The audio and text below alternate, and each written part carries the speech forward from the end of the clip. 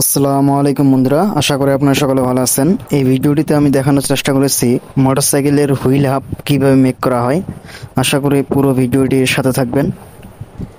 ভিডিওটি ভালো লাগলে লাইক কমেন্ট শেয়ার করবেন, সাবস্ক্রাইব করে চ্যানেলের সাথে থাকবেন।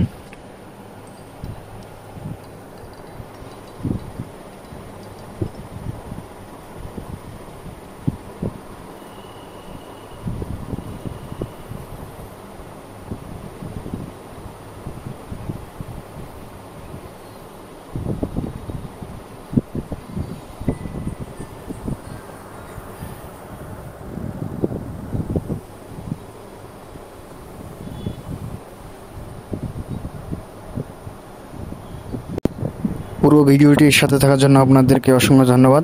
ধন্যবাদ বন্ধুরা, টেকনিক্যাল সলিউশন পুরো চ্যানেলের সাথে থাকার জন্য।